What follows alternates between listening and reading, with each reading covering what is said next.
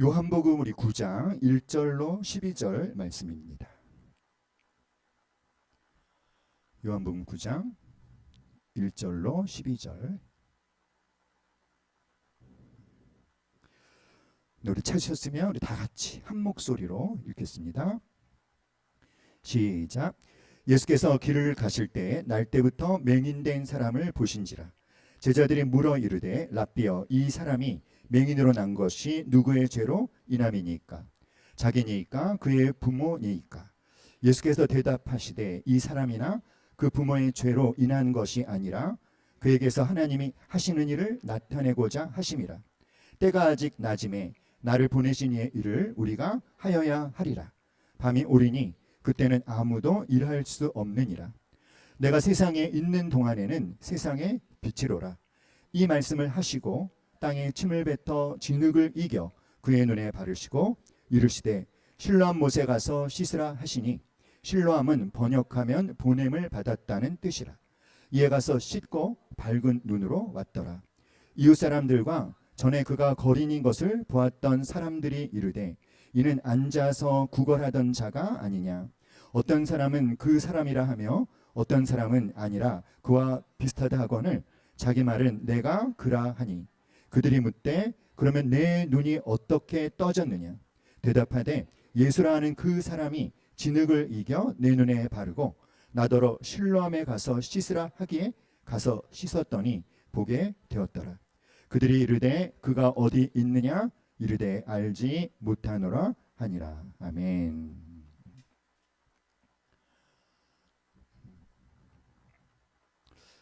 어떤 농부가 기르던 당나귀가 나이가 굉장히 많이 들었는데요, 어느 날 빈 우물에 빠졌습니다. 농부는 슬프게 울부짖는 당나귀를 너무 깊은 우물에 빠졌기 때문에 구할 도리가 없었죠. 마침 당나귀도 너무 나이가 늙었고 또 이제 그 우물도 쓸모없는 우물이어서 파묻으려고 했던 우물이었던 터라 농부는 참 마음이 아프지만 당나귀를 단념하기로 마음을 정하고 동네 사람들에게 도움을 청했습니다. 동네 사람들은 이제 그 우물을 파묻기 위해서 삽을 가져와서는 흙을 파서 이제 우물에 부었어요. 그러니까 우물을 이제 메워가는 거죠. 당나귀가 그렇게 구슬프게 울부짖을 수가 없었어요. 그 울부짖음이 너무 아팠지만 어쩔 수 없었습니다. 열심히 흙을 퍼서 우물을 메우는데, 근데 어느 때부터인가 당나귀의 울부짖음이 잠잠해진 거예요. 어떻게 된 거지? 그 동네 사람들이 궁금해서 우물 속을 들여다보고는 깜짝 놀랐습니다. 당나귀가 위에서 떨어지는 흙더미를 털어가지고 바닥에 떨어뜨려서 발밑에 흙이 차곡차곡 쌓이게 한 것이었어요. 그러니까 흙이 채워지는 것만큼 당나귀가 점점 높이 올라오고 있었던 거죠. 당나귀는 자기를 파묻으려는 흙을 이용해서 오히려 그 우물을 무사히 빠져나올 수가 있었답니다. 참 지혜로운 당나귀죠, 여러분. 이처럼 우리가 당나귀처럼 어떤 고난이나 곤경에 빠질 때가 있습니다. 때로는 사람들이, 때로는 어떤 환경이 마치 흙더미처럼 나를 덮쳐오지만, 그런데 사랑하는 여러분, 그런 상황이, 그런 사건이 오히려 나를 더 성장하게 해줄 수 있는, 성숙되게 해줄 수 있는 디딤돌이 될 수 있다라는 것을 우리가 알기 원합니다. 함께 말해봅시다. 고난은 불행의 동료가 아니다. 시작. 오히려 고난은요, 특별히 하나님을 향한 우리의 믿음과 만날 때는 하나님의 일을 나타내는 기회가 됩니다. 다윗은 시편 119편 71절에서 이렇게 고백했어요. 심지어는 고난 당한 것이 나에게 무엇이다? 유익이라. 이로 인하여 내가 주의 율례를, 주의 말씀을 배우게 되었나이다. 빌립보서 1장 12절에서 사도 바울도 이렇게 얘기하죠. 감옥에 갇힌 자신을 걱정하는 빌립보 교회 성도들에게, 형제들아, 나의 당한 일이 도리어 복음의 진보가 된 줄을 너희가 알기를 원하노라. 사랑하는 여러분, 고난은 무엇을 만날 때, 믿음을 만날 때 하나님의 일을 나타내는 기회가 된다는 것을 우리가 오늘 말씀을 통해서 특별히 깨달을 수 있기를 간절히 기도드립니다. 일본의 후지사키 마을이라고 있는데, 이 후지사키 마을은 사과 농사로 아주 유명한 마을이죠. 그런데 이제 어느 해에 태풍이 아주 심하게 불어닥쳤을 때 이 사과 농가가 태풍으로 아주 큰 피해를 입게 되었대요. 태풍으로 인해서 수많은 사과들이 땅바닥에 떨어져서 사과 농사를 완전히 망쳐버렸어요. 그래서 농부들은 이제 1년 농사가 망했다 하고 절망에 빠졌습니다. 그런데 그 중에 딱 한 사람은 전혀 다른 반응을 했습니다. 그는 땅바닥에 떨어진 90%의 사과를 생각하기보다는 떨어지지 않은 나뭇가지에 붙어있는 10%의 사과에 집중했어요. 나무에 달려있는 그 10%의 사과가 풍속 53.9m의 아주 강풍에도 떨어지지 않은 사과라는 사실을 생각해냈습니다. 그래서 떨어지지 않는 사과라는 이름을 붙여서 대학 입시 합격을 기원하는 상품으로 팔기로 했어요. 그래서 상자 안에 강풍에도 떨어지지 않았다라는 것을 나타내는 증명서를 사과와 함께 넣고 포장했습니다. 목표량이 30만 박스를 파는 게 목표였는데요. 결과는 어땠을까요? 30만 개를 다 팔았대요. 여러분, 똑같은 상황을 만났지만 전혀 다르게 해석을 한 것이죠. 나무에 달려있는 10%의 사과를 아무도 주목하지 않았어요. 떨어진 90%의 사과 때문에 다들 절망하고 있을 때 그는 다르게 해석한 것이죠. 떨어지지 않은 10%의 사과. 똑같은 상황을 만났지만 다르게 해석함으로 그 절망적인 상황 속에서도 대박을 맞은. 사랑하는 여러분, 함께 말해봅시다. 같은 상황, 다른 해석. 우리가 똑같은 상황을 만났지만 어떻게 해석하느냐에 따라서 흥할 수도 있고 망할 수도 있다라는 거예요. 오늘 우리가 읽은 본문 1절 말씀을 함께 보면은요, 예수께서 길을 가실 때 날 때부터 맹인된 사람을 보신지라. 태어날 때부터 소경으로 태어난 사람. 그런데 8절에 보니까 이 사람에 대해서 뭐라고 말하고 있죠, 여러분? 이웃 사람들과 전에 그가 거인인 것을 보았던 사람들이 그를 거린이라고 말하고 있어요. 자, 유대 사회는요, 정말 너무 어처구니 없게도 어떤 병에 걸렸든지 그 병을 죄 때문에 걸렸다라고 생각을 했어요. 그래서 어떤 병이 난 사람은 그 병으로 고생을 해야 하는 것은 물론이지만 더군다나 다른 사람들로부터 죄인 취급을 받아야만 했습니다. 그러니까 병에 걸린 것도 고통인데 사람들로부터 죄인 취급을 받아야 되니까 이중적인 고통에 시달려야 했어요. 그래서 유대 사회에서는 어떤 누구도 병자들을 동정하지 않았답니다. 이유가 뭘까요? 그렇죠. 저 사람이 병에 걸린 것은 저 사람이 지은 무엇 때문이다? 죄 때문이다. 그래서 자기가 치러야만 하는 업보라고 믿었기 때문이죠. 자, 근데 유대인들에게는 정리되지 않은 한 가지 문제가 있었어요. 어떤 거냐면 오늘 본문에 나오는 이 날 때부터 소경된 사람처럼 태어나면서부터 어떤 장애를 갖고 태어난 사람에 대해서 논쟁이 벌어졌어요. 그것이 이 사람이 날 때부터 그런 장애를 갖고 태어난 것이 부모의 죄 때문인지 아니면 그가 엄마 뱃속에 있을 때부터 뭔지 모르지만 어떤 죄를 지었기 때문인지, 부모의 죄 때문인지 그 사람의 죄 때문인지 논쟁이 벌어졌는데 아무도 쉽게 결론을 못 내렸습니다.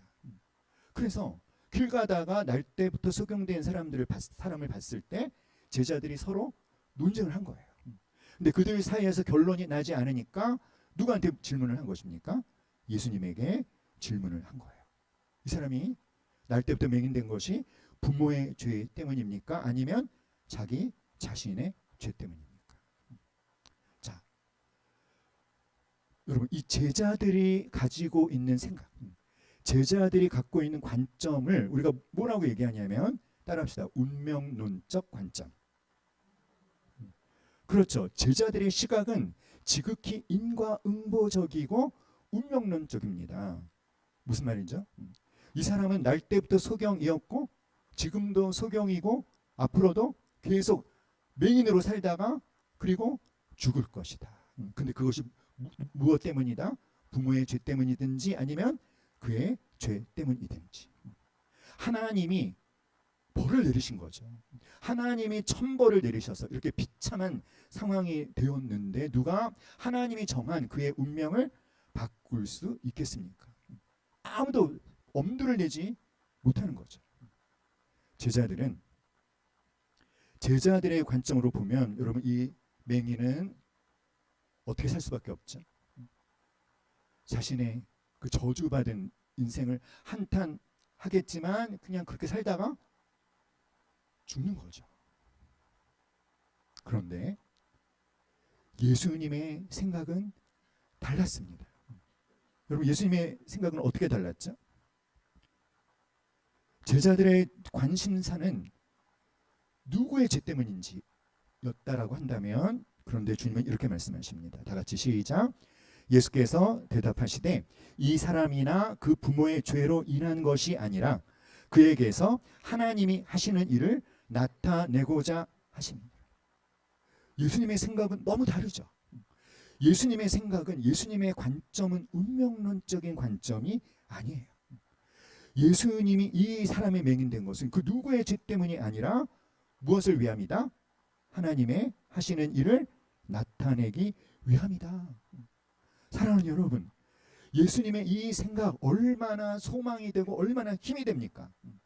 그가 태어나면서부터 앞을 보지 못한 상태로 태어난 것이 누구의 죄 때문이 아니라 무엇이다? 하나님이 하시고자 하시는 선한 목적 때문이라는 거예요. 여러분, 물론 그 당시 유대 사회에 날 때부터 맹인된 사람이 본문에 나오는 이 사람 한 사람만 있었던 것은 아니었겠죠. 날 때부터 앞을 보지 못하는 상태로 태어난 모든 사람이 하나님이 하시는 일을 나타내기 위해서 날 때부터 맹인으로 태어났다라고 말할 수는 없을 거예요. 그런데 중요한 건 뭐죠, 여러분? 중요한 것은 적어도 주님께 발견되었고 주님을 만난 맹인이라면 그 맹인의 날 때부터 맹인됨은 하나님의 하시는 일을 나타내는 그릇으로 사용될 수 있다라는 것입니다. 다 같이 함께 말해봅니다. 시작. 하나님 앞에 드러난 불행이나 어려움은 하나님의 위대한 일을 나타내는 그릇으로 사용될 수 있다. 날 때부터 맹인된 사람은 많습니다. 그 모든 맹인들이 하나님이 하시는 일을 나타내려고 그냥 하나님의 맹인 그들을 다 맹인으로 태어나게 하셨다라고 말할 수는 없다는 거예요. 그렇죠. 그러나 중요한 것이 무엇이다? 다시 한번 시작. 하나님 앞에 드러난 불행이나 어려움은 하나님의 위대한 일을 나타내는 그릇으로 사용될 수 있다. 적어도 주님께 발견되었고 주님을 만나게 된다면 그의 가장 절망적인 그 상황이 어떤 것을 나타내는 하나님의 하시는 일을 나타내는 그릇으로 사용될 수 있다는 것을 믿으시기를 간절히 기도합니다.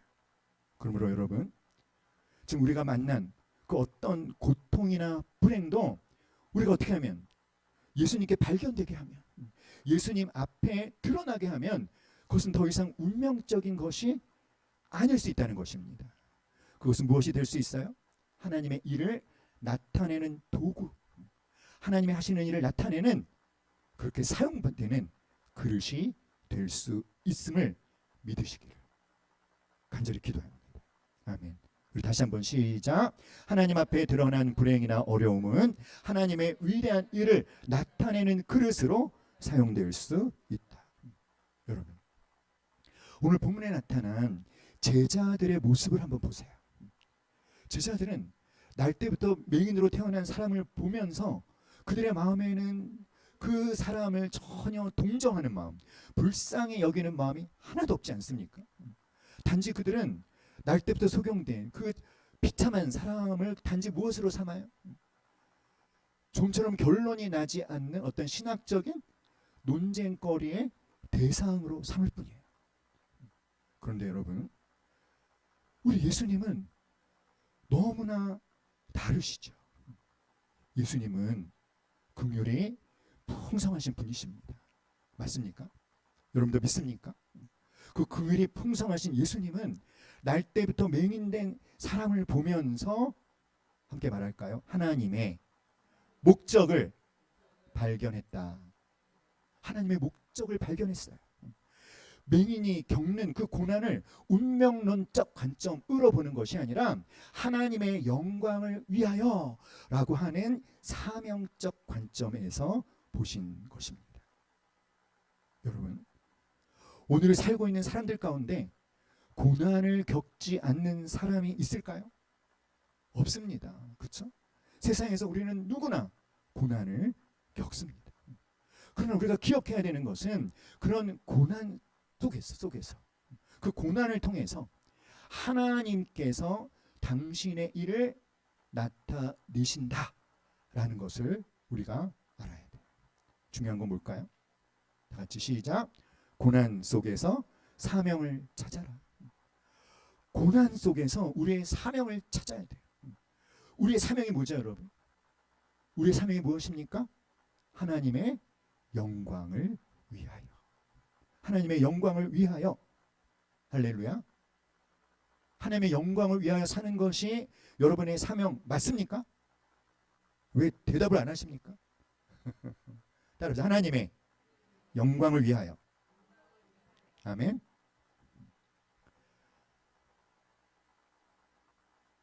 이 날 때부터 맹인된 사람은 지금까지 사람들로부터 어떤 취급을 받았다고요? 죄인 취급. 그리고 아마 그래서 자기 자신도 자기를 어떻게 생각했을까요? 나는 저주받은 죄인이다. 그런 제자들이 자기를 보면서 수군대는 소리를 들었을 거예요. 그렇죠? 저게 누구 죄 때문이지? 부모의 죄 때문인가? 자, 이 제자들의 수군대는 소리를 들었을 때 이 날 때부터 맹인된 이 사람이 무슨 생각을 했을까요? 아마 이런 생각을 하지 않았을까요? 아이고, 저 지겨운 소리를 또 듣는구나. 한두 사람이 자기를 보고 그런 얘기를 하는 것이 아니니까. 그렇죠? 그런데 예수님의 입에서 지금까지 이 맹인이 지금까지 사는 동안에 단 한 번도 들어본 적이 없는 소리가 들리는 거예요. 정말 그 말은 이 소경이 태어나고 나서 단 한 번도 들어본 적이 없는 소리였습니다. 어떤 소리였죠, 여러분? 이 사람이나 그 부모의 죄로 인한 것이 아니라 다 같이 시작. 그에게서 하나님이 하시는 일을 나타내고자 하십니다. 이 사람이나 그 부모가 죄를 범해서 이렇게 된 것이 아니라 그에게서 뭘 나타내고자 하신다. 하나님의 하시는 일을 나타내고자 하십니다. 이 말을 이 맹인이 들어본 적이 단 한 번도 없었던 거예요. 자기 같은 더러운 죄인이 하나님을 위하여 사용될 수 있다고? 나 같은 것을 통해서도 하나님의 영광이 나타날 수 있다고 꿈에도 생각하지 못한 너무나 놀라운 말씀이었죠. 사랑하는 여러분, 단 한 번도 그런 생각을 해본 적이 없었을 거예요. 그는 어떤 생각을 갖고 있었습니까? 자신의 처지에 대해서 그냥 운명론적인 생각. 나는 태어날 때부터 맹인이었고 지금도 앞을 보지 못하고 죽을 때까지 앞을 보지 못한 이 저주받은 인생으로 살다가 나는 죽는다. 자기도 자기를 그렇게 생각하고 다른 사람도 자기를 그렇게 생각하고 다 그렇게 말을 하는데 난생처음 그의 귀가 번쩍 열어지는 놀라운 소식을 접하는 거예요. 이 날 때부터 맹인된 자가 누구를 위하여 쓰임받을 수 있다? 하나님을 위하여. 어땠을까요, 여러분? 예수님의 이 말을 들었을 때 이 맹인은 한편으로는 반신반의하면서도 한편으로는 기대감이 생겼을 것 같아요. 정말? 정말인가? 그리고 이제부터 예수님이 뭘 하실 건지, 자기에게 뭘 명령하실 건지, 요구하실 건지 귀를 쫑긋 세우고 집중했겠죠. 자, 그러면 이렇게 생각했을 거예요. 뭘 하라고 하시든지 난 다 할 거야 라고 생각했을지도 몰라요. 자, 그런데 여러분, 예수님이 이 사람에게 뭘 하셨습니까? 뭘 하셨죠? 이 말씀을 하시고 땅에 침을 뱉어 진흙을 이겨 그의 눈에 바르시고, 굉장히 기대감을 갖고 이제 예수님이 뭘 하시려나 집중하고 있는데 갑자기 이상한 소리가 들리는 거죠. 무슨 소리? 무슨 소리가 들릴까요? 예수님이 뭘 했다고요? 침 뱉는 소리가 들리는 거예요. 여러분, 침 뱉을 때 어떻게 뱉으세요? 이러잖아요. 그렇죠? 자, 침을 뱉어서 진흙을 이겨서 그것이 눈에 착 달라붙을 정도의 어떤 끈기가 생기려면 한번 이 장면을 여러분 곰곰이 상상해 보세요. 예수님께서 침을 얼마나 뱉으셔야 했을까요? 우리 은찬 형제님이라면 그렇게 막 더러운 침으로 이겨진 진흙을 눈에 바르려고 하시면은 그걸 허용하실 수 있겠습니까? 그 지저분한 것을, 그 더러운 것을. 안 되는 거죠. 이상하지 않습니까, 여러분? 예수님이 하신 이 행동은 정말 이해가 되지 않는 행동이에요. 침을 많이 뱉으셨어요.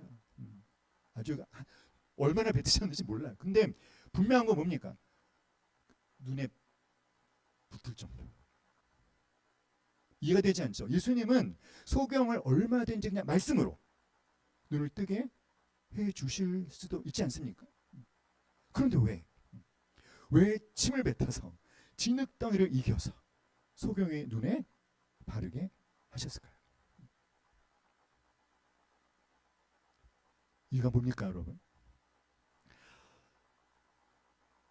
어떤 분은 예수님께서 침으로 진흙을 이겨서 그 사람의 눈에 바른 것은 이 사람이 믿음이 너무 없으니까 말씀만으로는 믿지 못하니까 진흙을 바르면서 실로암에 가서 씻으라고 했다라고 말씀을 하시는 분도 있는데, 물론 예수님께서 이렇게 믿음이 어린 사람에게 그 수준에 맞는 방법으로 응답을 하시기도 하지만, 그런데 예수님의 이 요청을 그냥 이렇게 해석해 버리면 이 여기에 담겨져 있는 아주 중요한 의미를 놓치게 됩니다. 예수님이 이 맹인에게 뭐라고 말씀하셨죠? 그에게서 하나님이 하시는 일을 나타내고자 하십니다. 그러니까 지금 예수님은 사람들에게 무엇인가를 보여주고 나타내려고 하시는 거예요. 이 소경은요, 눈에 진흙을 발라서 실로암으로 가는 모습을 한번 상상해 봅시다. 이 소경에게, 이 맹인에게 그의 인생의 그 모든 저주가 임하게 한, 그의 힘으로 도무지 해결할 수 없는 어떤 절망적인 상황에 빠뜨린, 거기에 빠지게 한 이 소경의 그 문제의 가장 핵심은 뭐죠, 여러분? 앞을 보지 못하는 눈이에요. 거기에다 진흙을 발랐다는 것은 어떻게 보면 굉장히 좀 약간 우스꽝스러운 모습입니다. 그렇죠? 그가 눈에 진흙을 바르지 않아도 이미 모든 사람들이 그가 맹인이라는 것을, 그가 소경이라는 것을 다 압니까? 모릅니까? 다 알아요. 그런데 오늘은 그의 모습이 아주 다르죠. 그는 아예 눈에 진흙까지 바르고 어디로? 실로암으로 가고 있습니다. 이것은 뭐죠, 여러분? 이것은 그 자신이 나는 맹인입니다, 나는 소경입니다 라고 하는 것을 더욱 드러내고 있는 거예요. 주님이 그에게 원하시는 것은 무엇입니까? 너의 소경됨을 더욱 소경되게 하라. 네가 맹인이라는 것을 인정하라는 것입니다. 그리고 그것을 어떻게 해라? 드러내라는 거예요. 사랑하는 여러분, 오늘은요, 주님께서 우리에게 이것을 요청하십니다. 맹인으로 하여금 자신의 맹인됨을 더욱 드러내라고 하신 예수님께서 오늘은 우리에게 가장 문제가 되는 것, 그것이 무엇인지 정확하게 깨닫고 그것을 드러내라는 거예요. 할렐루야. 여러분은 어디에다 진흙을 바르셔야 될까요? 어디에다 진흙을 바르셔야 될까요? 여러분의 어떤 몸에 질병이 있다면, 그것이 아주 고질적인 질병이라면 주님 앞에 드러내십시오. 할렐루야. 근데 그것이 우리에게 또 무엇일 수 있습니까?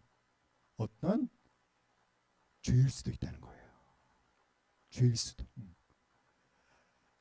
우리에게 가장 무서운 것을 뭐라고 얘기하냐면, 돈이 부족한 게 가장 무서운 게 아니라 우리 마음에 도사리고 있는 하나님에 대한 불신이 가장 무서운 것이다.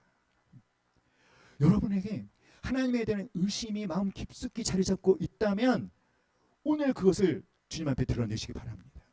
주께서 오늘 저를 고쳐주십시오. 저를 치료해 주십시오. 저를 온전케 해주십시오. 앞을 보지 못하는 이 소경의 눈을 뜨게 하신 하나님께서 여러분에게 그렇게 치료해 주셔야 되는 부분, 고쳐주셔야 되는 부분, 구원해 주셔야 되는 부분이 무엇인지 어떻게 해라? 드러내라는 거예요. 이것이 나의 문제입니다. 만약에 사랑하는 여러분, 내 입술이 너무 더럽다면, 좀 우습게 얘기하면요, 입술에 붉은색 잉크를 칠하라는 거예요. 마음에 욕심이 가득하면 마음에 아주 새까만 잉크를 칠하고, 돈에 대한 탐심이 문제라면 이 이마박에 돈을 한 5만 원짜리 지폐를 탁 붙이고 이것을 해결해 주십시오. 하나님이 허락하신 것만으로 만족하지 못하는 이 탐심이 저의 문제이니 저를 고쳐주십시오. 어떻게 해라? 다 같이 나의 시작. 나의 병든 부분, 고통, 문제를 드러내라. 할렐루야. 아멘.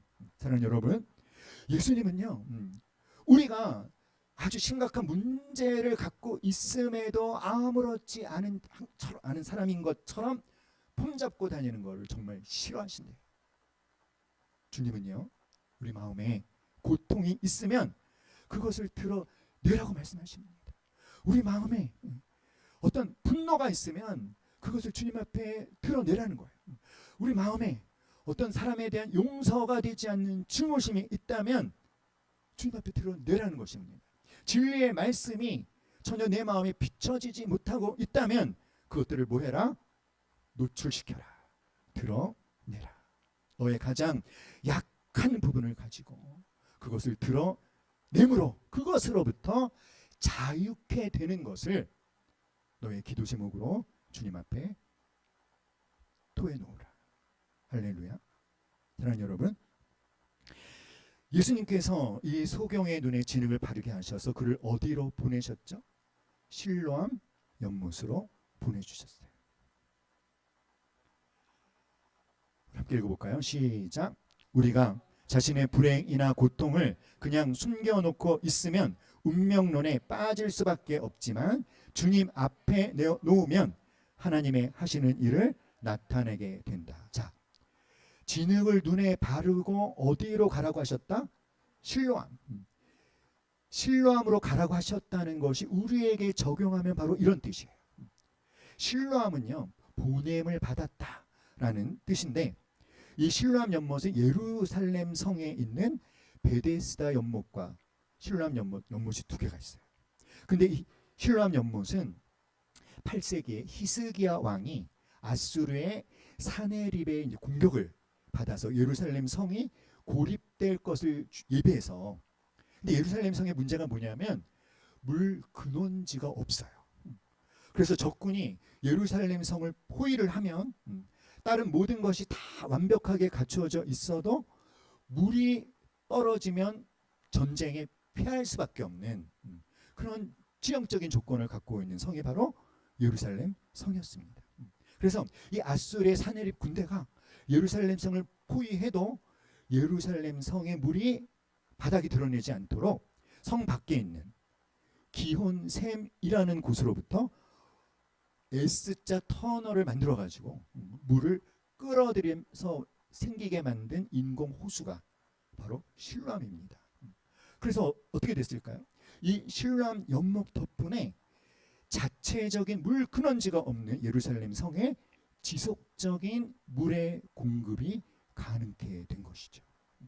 사랑하는 여러분, 성경에서 물은 성령님을 자주 상징합니다. 할렐루야. 사랑하는 여러분, 실로암은 어떤 뜻이다? 보냄을 받았다. 그래서 이 소경이, 이 맹인이 주님이 보내셔서 보냄을 받은 실로암에 가서 씻었더니 어떻게 되었다? 눈을 뜨게 되었다. 사랑하는 여러분, 그러면 저와 여러분의 실로암은, 우리의 실로암은 어딜까요? 주님께서 뭔가 어떤 고난을 겪고 있는 자들을 보내시는 실로암은 어딜까요? 우리는 우리에게 있는 불행이나 고통을 드러내면서, 하나님 앞에 드러내면서 어디로 가야 될까요? 함께 말합시다. 말씀과 성령이 역사하시는 현장. 아멘. 말씀이 선포되고 성령님이 역사하시는 현장이 오늘 고난을 겪고 있는 자들에게 하나님이 하시는 일을 나타내기 위해서 주님이 가라고 하신 바로 실로암인 줄 믿으시기 바랍니다. 바로 오늘은 이곳에 계신 성령님께서 오늘 선포하신 말씀을 통해서 저와 여러분의 눈에 붙어있는 진흙과 모든 문제가 되는 더러운 것들을 떼어내셔서 하나님의 영광을 보게 하시길 간절히 기도합니다. 아멘. 우리가 가야 될 실로암은 어디다?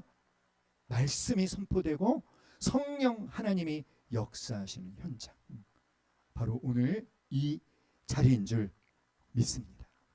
사랑하는 여러분, 주님께서는요, 우리가 주님 앞에 나올 때 그냥 구경하듯이 주님께 오는 것을 기뻐하지 않습니다. 우리가 주님을 향해 분명한 목적을 갖고 나오길 원하셔요. 내 문제가, 내가 주님께 해결받아야 될 문제가 뭔지, 주님이 치료해 주셔야 될 내 문제가 뭔지, 내 질병이 뭔지, 나의 약함이 뭔지, 그것을 정확하게 내가 인정하고 그것을 어떻게 하면서 주님 앞에 드러내면서 노출시키면서 기도하시라는 거예요. 할렐루야. 아멘. 다시 한번 읽어볼까요? 우리가, 시작. 우리가 자신의 불행이나 고통을 그냥 어떻게 하고 있으면? 숨겨놓고 있으면. 숨겨놓지 말고 뭘 해야 된다? 주님 앞에 내어놓으면, 주님 앞에 드러내면, 주님 앞에 노출시키면, 주님께 맡겨드리면, 다 같이 하나님의, 시작. 하나님의 하시는 일을 나타내게 된다. 그러므로 사랑하는 여러분, 오늘 여러분의 눈에 진흙을 바르시기 바랍니다. 여러분의 마음의 병든 부분에 진흙을 바르시길 바랍니다. 여러분의 몸에 어떤 질병이 있다면 그것에 진흙을 바르시길 바랍니다. 드러내시고 노출하시길 바랍니다. 절대 포기하거나, 따라합시다, 운명론에 빠지지 말자. 주님 앞에 나아가서 드러내고 노출하자. 할렐루야. 그러면 반드시 하나님께서 예배해 놓으신 은혜가 있을 것입니다. 다른 사람들은 상상할 수 없는 은혜가 있을 줄로 믿습니다. 이 소경이 실로암에 가서 씻고 눈을 뜨고 왔을 때 사람들의 반응이 이랬습니다. 같이 읽어볼까요? 시작. 이웃 사람들과 전에 그가 거린인 것을 보았던 사람들이 이르되 이는 앉아서 구걸하던 자가 아니냐? 어떤 사람은 그 사람이라 하며 어떤 사람은 아니라 그와 비슷하다 하거늘 자기 말은 내가 그라 하니. 사람들이 알아보질 못했어요. 그 소경 그 사람 아니야? 맞아, 그 사람 맞아. 그 사람과 비슷해. 근데 그가 뭐라고 말합니까? 내가 바로 그 사람입니다. 여러분, 왜 사람들이 이 소경을 왜 알아보지 못했을까요? 물론 소경으로 있다가 눈을 떴으니까 당연히 알아보지 못했겠죠. 그것도 엄청난 변화임에는 틀림없죠. 그런데 여러분, 그가 단순히 눈을 떴기 때문에 사람들이 그를 알아보지 못한 것이 아니라 그가 눈을 뜬 것보다도 사실은요, 더 중요한 변화, 더 큰 변화가 그에게 일어났어요. 그게 뭘까요? 어떤 변화인지 아세요? 이 맹인의 자존감이 회복되는 변화가 일어났습니다. 자존감이 어떻게 회복될 수 있었죠? 모든 사람들이 자기를 향해 뭐라고 얘기했습니까? 죄인, 저주받은 사람. 그 부모조차도 이 맹인이 태어났을 때 자기 아들, 자기 자식이지만 기뻐할 수 있었을까요? 기뻐할 수 없죠. 부모를 죄인이라는 오해를 받게 하는 아주 전혀 기쁘지 않은 자식. 그렇지 않습니까? 그러니 자기 자신에 대한 그 열등감 얼마나 깊었겠어요. 나는 하나님의 영광을 위하여 도무지 쓰임받을 수 없는 그런 존재. 그랬던 그에게 여러분 어떤 일이 일어났죠? 하나님의 놀라운 은혜가 그에게 임했어요. 그를 통해서 하나님의 전능하신 능력이 나타났어요. 자기 자신도 하나님을 위하여 쓰임 받았다라고 하는 그 경험이 그의 무엇을? 그의 자존감을 온전히 회복시킴으로. 사랑하는 여러분, 우리가 마음속에 갖고 있었던 어떤 상한 마음이 치유되지 않습니까? 그러면 인상이 달라져요. 믿습니까? 동의하십니까? 아멘. 사랑하는 여러분, 그러므로 여러분도 경험하실 수 있기를 간절히 기도합니다. 하나님의 영광을 위해서 사용되어지는 경험. 할렐루야. 그러므로 어떤 어려운 상황 가운데 있든지 따라합시다. 낙심하지 않겠습니다. 포기하지 않겠습니다. 고통 중에서 하나님의 영광을 위하여 사명을 찾아내고 내가 처한 고난의 상황을 축복의 기회로 바꾸겠습니다. 아멘. 여러분의 고백과 간증이 될 수 있기를 주님의 이름으로 축원합니다. 아멘. 다 같이 시작. 고난 중에서 사명을 찾아내어 축복의 기회로 사용합시다. 이 시간 여러분 스스로에게 이렇게 말씀해 주셨으면 좋겠어요. 다 같이 시작. 예수께서 대답하시되 이 사람이나 그 부모의 죄로 인한 것이 아니라 그에게서 하나님이 하시는 일을 나타내고자 하심이라. 자, 그 글을 나로 바꿔서 읽어볼까요? 나에게서 시작. 나에게서 하나님이 하시는 일을 나타내고자 하심이니라. 아멘. 우리 함께 찬양하겠습니다.